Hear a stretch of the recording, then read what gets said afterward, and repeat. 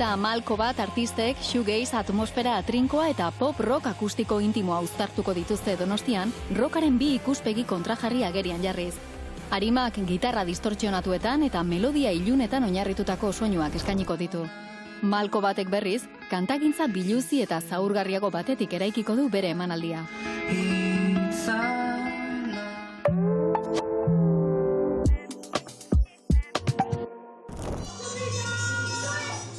Muro de Piedra antzeslana Bilboko Zinegoak jaialdiaren programazioaren barruan eskainiko da. Pieza honek Torremolinoseko pasaje Begoña pasabidearen memoria hartzen du ardatz.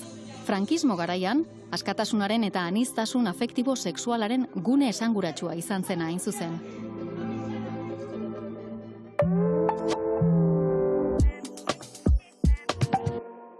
Eta guazen argi hitzeitea. Bertsolaritza sekta bada. Batek esan behar. Mirari Martiarenak eta Asier Galartzak norbere mundu intimo ikuskizuna aurkeztuko dute Deban. Lan hau bertsoaren eta bakarrizketaren arteko elkargunean mugitzen da, bizipen intimoei ahotsa emanez. Bakarrizketa bat da, aur bateri, holan egindakoan, pentsetan deuenean. Non da nire ama?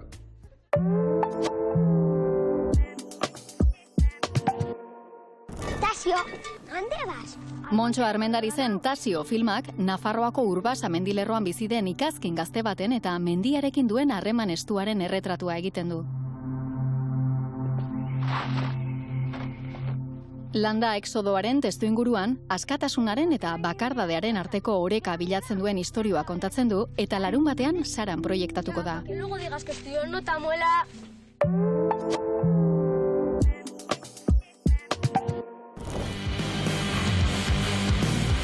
Azkena Rock Festival 3 egunez izango da Gasteizen, rockaren eszena zabala eta askotarikoa bilduz, klasikoetatik proposamen berritzaileetaraino. Kartelak nazioarteko izen handiak eta euskal eszena elkartuko ditu, tartean Rodeo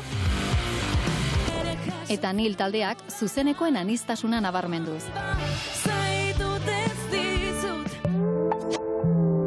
Kulturplanik onenak EITB-ren eskutik.